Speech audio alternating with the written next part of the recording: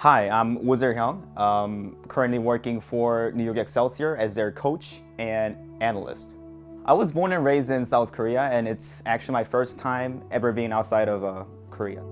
So where I grew up is a really hard question because I moved a lot, like a lot. So for example, when I was in elementary school, I transferred about 10 times.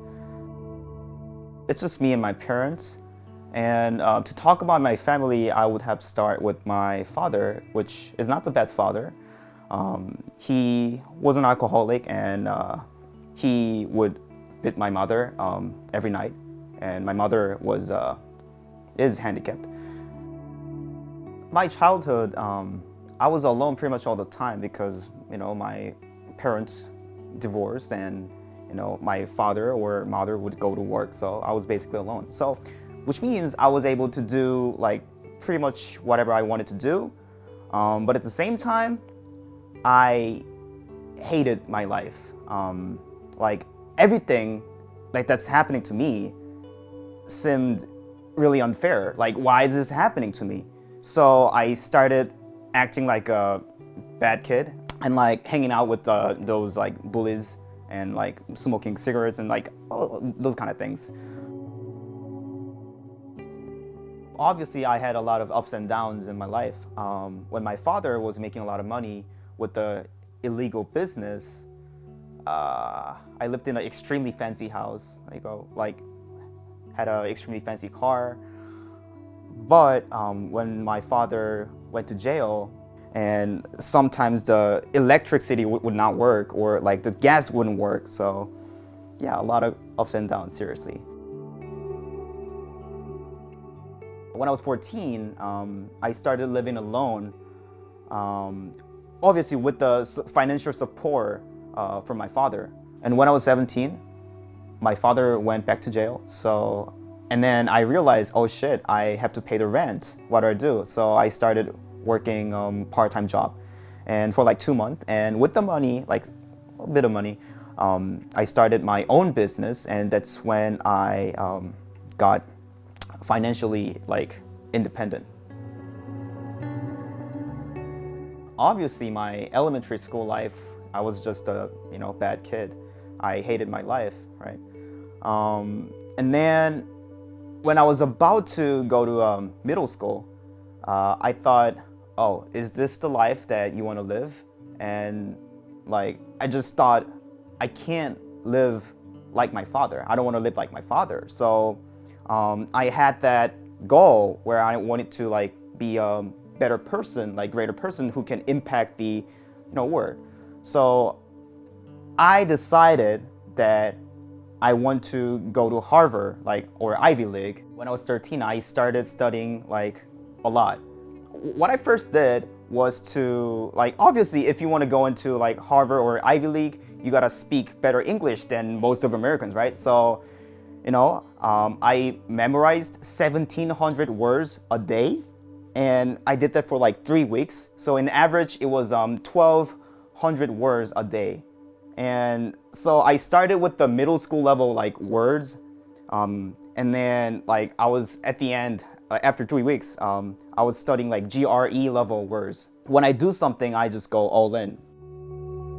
My homeroom teacher made me like teach like all the students like mathematics. I actually enjoyed it so much, to be honest, and I think that's the moment where I got interested in like explaining something to somebody and like making somebody better. Before Overwatch, I played League of Legends. Yeah, and that's basically how I started think about like very unique strategy. Like, okay, how do I make this Heimerdinger support work? I really want to. So like, if the opponent loses to a troll hero like Heimerdinger support or mid Jenna, they would even tilt more, and I really like that feeling. So that's why I work so like hard on making that kind of like unorthodox heroes like work. How I started coaching, one of my friends who's in CSUOB they have this like esports club in their university, and they have this Overwatch club in that esports club. And because I was top 30 player, my friend wanted me to coach their club, coach their Overwatch club. And I just started doing it, and I actually enjoyed it so much. It was like a really like similar feeling of like teaching somebody, like making somebody better, like making somebody improve. I feel like this kind of like joy when I do that actually. So I felt like this is something that I really want to do. So I started working for Splice as their coach and analyst, and then I worked for TSM a little bit, and then I worked for Gale Force Esports, and then Gale Force Esports disbanded. So I was mostly focusing on my streaming, like Overwatch lecture stream, and a few teams offered me a job with like decent amount of salary. Like it was pretty much the top, like the best salary at the moment. But I was like weighing options. So when I first saw like LW strategy back in like IEM, like old meta, or Widow Mercy strategy against Conbox, it was mind blowing. Like I was thinking, how do their coach come up with those kind of creative strategy? And that is exactly why I wanted to work with Pavane. Coach Pavane messaged me, you know, he wants to work with me. And then I was like, so can you guys offer any money? And he was like, no. But still, maybe because I'm a crazy person, but I really wanted to go with LW still, like with the zero money. And, you know, like I gotta do what I wanna do, so. Representing New York Excelsior means a lot. For sure, we are the best team, but I love all the players and all the coaching staff so much. I feel like the management's vision is in alignment with my own. In a way, I want to be a pioneer in esports.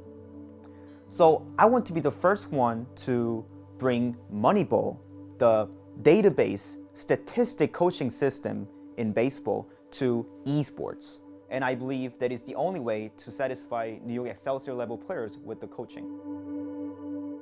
Thank you very much for your enthusiastic and crazy support always. Thanks for watching. Bye-bye.